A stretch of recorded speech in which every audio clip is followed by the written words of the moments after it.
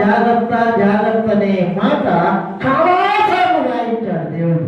అయ్యా బయటకు వెళ్తున్నారా డాడీ ఇక్కడ జాగ్రత్త, జాగ్రత్త అన్నా జాగ్రత్త. ఈ ముసలికి ఏమి పని లేదు, ప్రార్థన లేదు, బుర్ర పని చేయదు అనుకుంటా. ఎప్పుడు జాగ్రత్త జాగ్రత్త జాగ్రత్త. నువ్వు జాగ్రత్త అన్నది మేము పడిపోయి ఉన్నాం. జాగ్రత్త పడిపోతారా? యేసుక్రీస్తు ప్రభువు కూడా జాగ్రత్త జాగ్రత్త జాగ్రత్త. ఎక్కడ పడిపోతారు? ఆరని అగ్నిగుండం, అగ్ని ఆరదు, ఆత్మ కారదు, మానవంతు పెట్టు, బాప్తిసం తీసుకో, పరిశుద్ధాత్మని అభిషేకం చేత నింపబడు, నీ జీవితమైన వేదన కట్టుకో. అందరూ మునిగిపోయారు, 8 మంది మాత్రం. ఆశ్చర్యకరమైన విషయం చెప్తుంటారా? ఒక జత పాములు, ఒక జత తేళ్లు, ఇంకా జతలుగా మృగాలు కూడా వెళ్ళినాయి, కానీ ఈ మనుషులు మాత్రం రాలా. ఎంత దుఃఖకరమైన విషయమో చూడండి. ఈ పిలుపులు అందరూ వర్తించుగా, కానీ వినియోగించుకోవాలా? వినియోగించుకోకపోవడం వలన జలప్రదం వచ్చినప్పుడు ఏమైపోయారు? అందరూ మునిగిపోయారు. ఉన్నతమైన పరలోకానికి వెళ్ళలేదు, ఆత్మలో నిత్యపాతానికి వెళ్ళిపోయి. అందుకే యేసుక్రీస్తు ప్రభువు చూడండి, మత్తయి సువార్త 24వ అధ్యాయం 44వ వచనం, మీరు అనుకుని గడియలో మనుష్య కుమారుడు వచ్చును, కనుకనే మీరు కూడా సిద్ధముగా ఉండండి. మీ పిలుపు మామూలు పిలుపు కాదు, ఇది దేవుడు పిలిచినటువంటి ఉన్నతమైన పిలుపు. మొట్టమొదటిది. రెండవది మర్చిపోయారా? పరిశుద్ధమైన పిలుపు. మూడవది పరలోక సంబంధమైన పిలుపు. మీరు అనుకునే గడిలో ఆయన అంటున్నాడు, కనుక మీరు ఎప్పుడు అనుకుంటూనే ఉండాలి. ఏమని? నా యేసయ్య వస్తాడు, నేను ఎత్తబడాలి. నా యేసయ్య వస్తాడు. ఆయన రాకడైనా మన పోకడైనా మనం సిద్ధంగా లేకపోతే ప్రమాదం ప్రమాదం ప్రమాదం. 37వ వచనాన్ని కంప్లీట్ చేస్తున్నాం.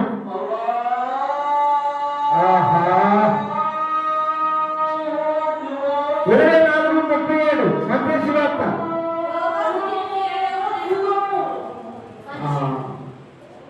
కొంచెంసేపు ఆగుతాం, మీలో చూడండి. మనిషి కుమారుని రాకడను అలాగే ఉండును.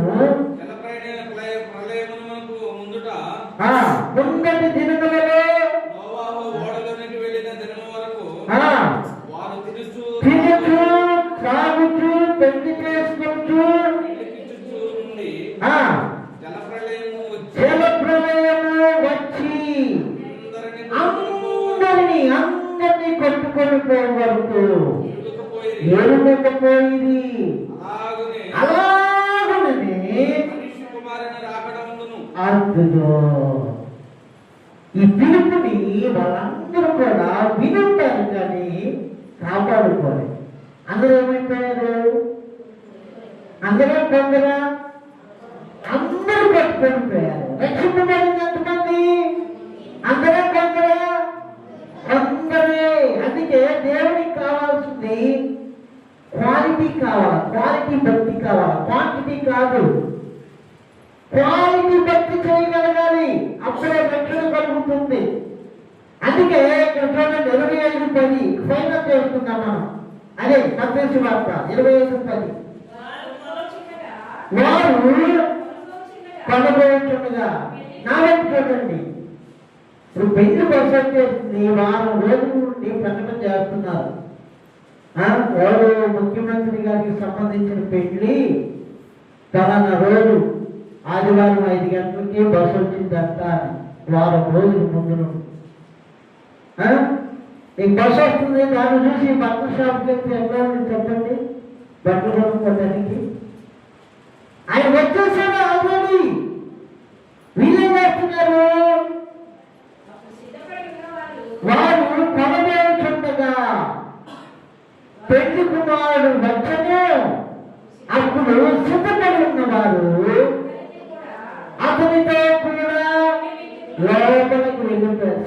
సిద్ధపడిన వారు మాత్రమే వెళ్ళారు. సిద్ధపడిన వారు మాత్రమే వెళ్ళారు. సిద్ధపడకపోతే కష్టం. సిద్ధపడటం అంటే ఆయన పిలుపుని విని ఆ పిలుపుని కాపాడుకొని పిలుపుని తగినట్లుగా బ్రతకటం. సిద్ధపడిన వారు లోపలికి వెళ్ళిపోయారు. అంతటా తలుపు వేయబడను.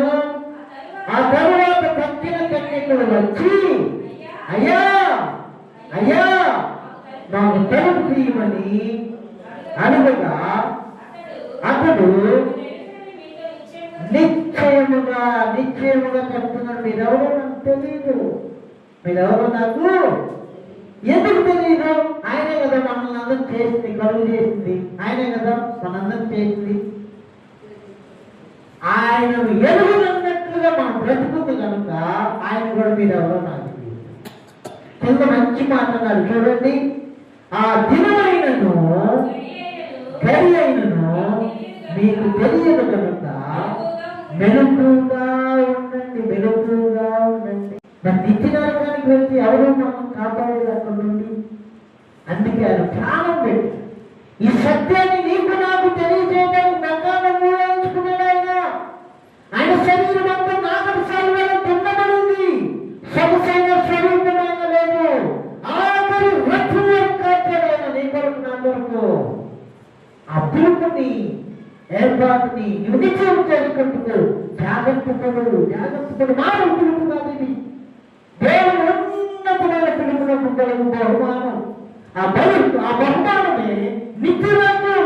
అది ఎవరు ఇవ్వలేదు. ఇది పరిశుద్ధమైనటువంటి పిలుపు. ఏ పిలుపు? ఒక పిలుపు. ఏ పిలుపు? ఉన్నతమైన పిలుపు, పరిశుద్ధమైన పిలుపు. ఇది సరైన సంబంధమైన పిలుపు కనుక ఆయన మీదే లక్ష్యం ఉంచాలి. ఇప్పుడు మన గ్రామాల్లో ఎవరైనా ఉద్యోగం పెట్టిస్తానని ఒక ఆయన చెప్తాడు అనుకోండి, మన లక్ష్యం అంతా ఎవరి మీద ఉంటుంది? గవర్నమెంట్ జాబ్ 50,000 నెలకి. మనసంతా ఎవరి మీద పెడతాడా? మన నిత్య జీవనం ఇస్తాడా? మనం లక్ష్యం ఎవరి మీద పెడుతున్నాం? ఆ గడి అయినా దినమైన మీకు తెలియదు. ఇద్దరు కోత వేస్తా ఉన్నారు, ఒక్కరే అడ్డుపడ్డారు. ఇద్దరు తిరుగులు విసురుతూ ఉన్నారు, ఒక్కరే అడ్డుపడ్డారు. ఇద్దరు ఒకే మంచు మీద పడుకొని ఉన్నారు, ఒక్కరే అడ్డుపడ్డారు. ఏం కారణం? మంచు మీద ఉన్నారు. ఇద్దరంటే అన్నదమ్ములు, అన్నజనుల్లో భార్య భర్తలు అయి ఉంటారుగా. కోత వేస్తున్నారంటే ఇద్దరు గ్రామస్తులు, ఊళ్ళో తెలుగు వాళ్ళు అయి ఉంటారుగా. తెలుగు విసురుతున్నారంటే బంధువులు ఎంత సంథింగ్ అయి ఉంటారుగా. ఎందుకు అడ్డుపడుతున్నారు? ఒకరు పిలుపుని గుండెల్లో పెట్టుకొని ఆ పిలుపుకు తగినట్లుగా ధ్యానించుకుంటూ ఉన్నారు. ప్రభు ఆయన రాముడు చెదురు చూస్తూ ఉన్నారు. నిగుణాలు ఎత్తబడింది. దేవుడు పిల్లలు మన హృదయాన్ని చూస్తున్నాడు. దేవుడు చాలా జాగ్రత్తగా ఉండాలి. భక్తి చేయటం వేరు, నాణ్యతతో కూడిన భక్తి చేయటం వేరు. బుద్ధి వేరు, సుబుద్ధి వేరు, శ్రేష్టమైన బుద్ధి వేరు. పరిశుద్ధత వేరు, అతి పరిశుద్ధత వేరు. మోసపోకూడదు, చాలా జాగ్రత్త చేయాలి భక్తి. ఇలా చేస్తుంటేనే మాకు చవట వస్తుంది, భయం వస్తుంది. సంఘాలు డబ్బుల కోసం ఒక బ్రదర్ అంటాడు, నేను పలానా చోటకి వెళ్తే మీరు యాక్ట్గా పాస్టర్గా అని అడిగాడంట. అంటే నేను యాక్టర్ లాగా ఉన్నానని హ్యాపీ ఫీల్ అవుతున్నాడు. యాక్టర్కి పాస్టర్కి వ్యత్యాసం ఉందా ఉంటుందా? యాక్టర్ ఏంటండి? యాక్టర్ అంటే ఏంటి చెప్పండి? యాక్షన్ తెలుగులో చెప్పండి. నటించడం అంటే వేషధారణ. నీ జీవితం కాదని, కానీ నీవు జీవితంలాగా చూపిస్తున్నావు. నటన. ఈ లోపల నటన గతించిపోయింది. మరి పాస్టర్ అంటే సంఘ కాపరి, గొర్రెల మేపేవాడు, కాసేవాడు. కాపరిలాగే ఉండాలి, పాస్టర్లాగే ఉండాలి. యాక్టరు మరి ఎవరొస్తులందరూ ఏమైపోతారు అప్పుడు చెప్పండి? మన పాస్ గారు చెప్పాడు, మనం కూడా అందరం యాక్టర్ లాగా ఉండాలంటే ఆడపిల్లలేమో ఆడ యాక్టర్ లాగా ఉంటారు, మగ పిల్లలందరూ మగ యాక్టర్ లాగా ఉంటారు. అప్పుడు ఎక్కడికి వెళ్తారు అందరూ? ఎవరు తక్కువ చేసి మాట్లాడలేదు, ఈ మాటకు అర్థం చెప్తున్నా. సరిగ్గా లేని సంఘాలు సహాయకుల పరిస్థితుల్లో జాగ్రత్తగా ఉండాలి. మనమేంటి, మన బిడ్డలేంటి, మనం ఎలాంటి భక్తి చేస్తున్నాం? నీ పిలుపు వేరు, నీ ఏర్పాటు వేరు. దాన్ని నిశ్చయం చేసుకుంటూ మరి జాగ్రత్త పడాలా. నువ్వు జాగ్రత్త పడితే నీకు ఒక ఘనత ఉంది. చూడండి, సౌలును పిలిచాడు దేవుడు, దావీదును కూడా పిలిచాడు. మరి సౌలేమో తన కత్తి మీద ప్రాంతాలు చనిపోయాడు. దావీదు నేటి కూడా దావీదు సంతానం ఇజ్రాయెల్ తెచ్చుకున్నాం రాజ్య పరిపాలన. ఇతరుల పిలుపుని ఎందుకు వచ్చాడు కదా. మరి ఈయనెందుకు ఇలా అయిపోయాడు, ఈయనెందుకు ఇలా అయిపోయాడు? ఈయన పిలుపుని కాపాడుకున్నాడు. దేవుడు బిడ్డరా, జాగ్రత్త ఉండాలి. మనం ఏంటి మన హెడ్లైన్ చెప్పండి? మన హెడ్లైన్ ఏంటి? పేతురు రాసిన 2వ పత్రిక 10వ అధ్యాయంలో 10వ వచనం తీయండి. మనం తెలుగు ముగించుకున్నాం. అందువలన సహోదరులారా, మీ పిలుపునే ఏర్పాటును నిశ్చయం చేసుకుని చెప్పాలి మాట దయచేసి.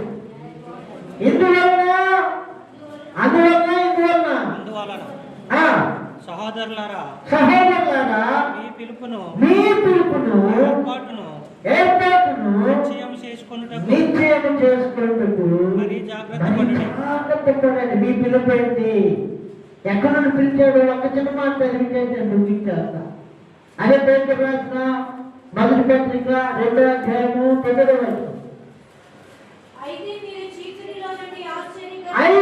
మీరు చీకటిలో నుండి ఆశ్చర్యకరమైన తన వెలుగులోనికి మిమ్మల్ని పిలిచిన వాని గుణాతిశయములను ప్రచురము చేయు నిమిత్తమును. ఆగ్రహం ఇక్కడ ఎక్కడి నుండి ఎక్కడికి పిలిచారు దేవుడు మనల్ని? చెప్పాలి అందరూ. చీకట్లో నుండి బయటకు వచ్చినాక మళ్ళీ చీకట్లోకి వెళ్ళొచ్చా? లోకం చీకట్లో ఉందా, వెలుగులో ఉందా?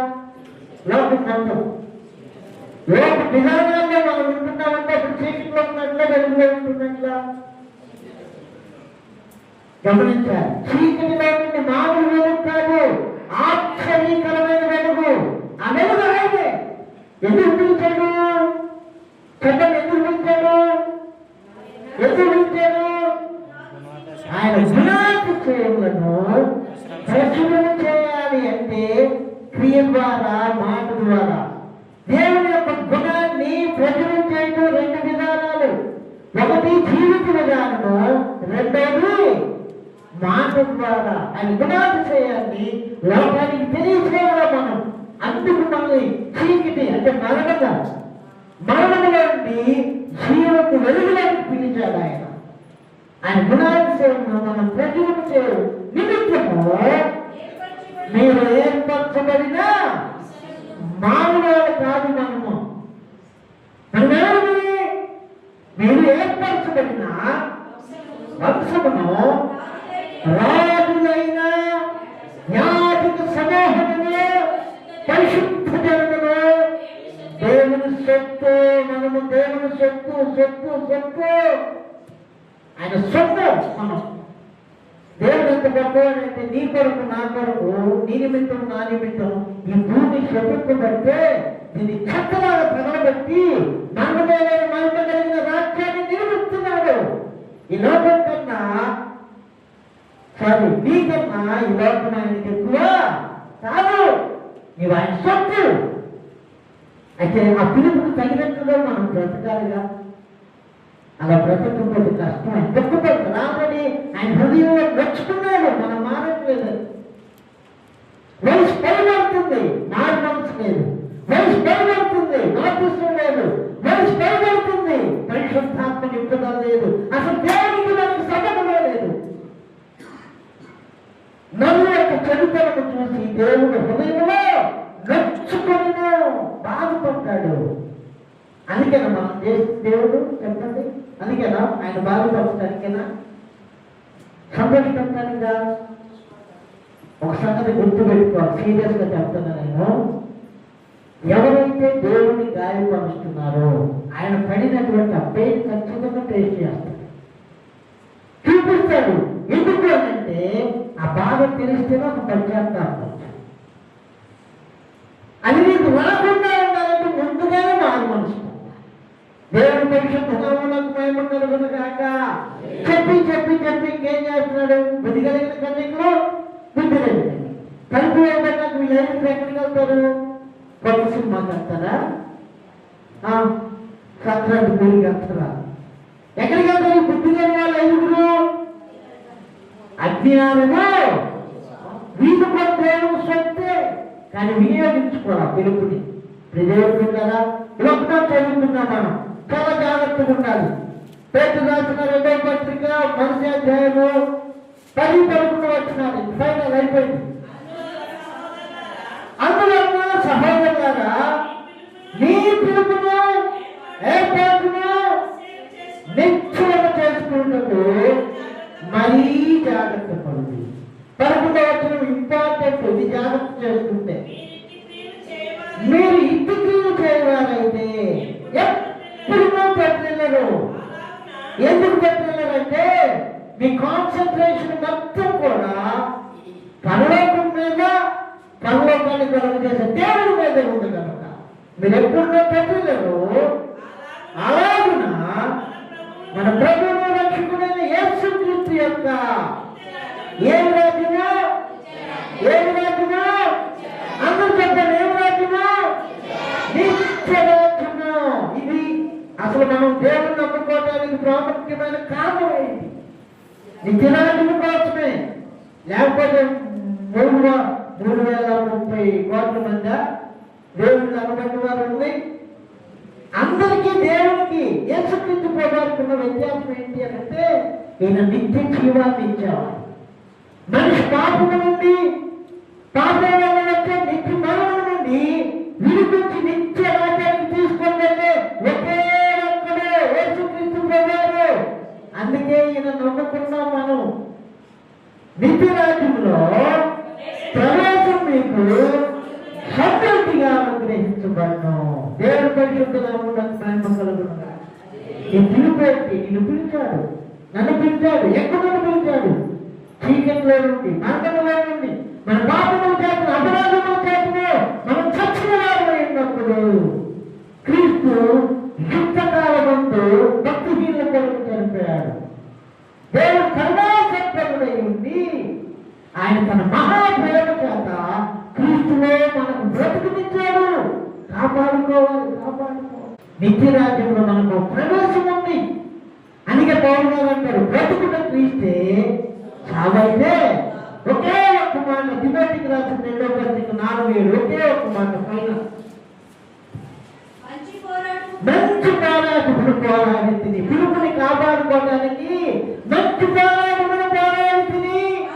నా పరుగును కడగొట్టించితిని, విశ్వాసమును కాపాడుకుంటుని. అద్భుతం. ఏముందంట? పిలుపుని కాపాడుకుంటే ఏముంది? నీతి మరణం నుండి రక్షించునని ఇందాక చదువుకున్నాం. సామెతలు 10:2 నీతి కిరీటం పెట్టుకుంటే మరణం ఉండదు మనకి. ఇదిగో నీతి కిరీటము ఉంచబడి ఉన్నది.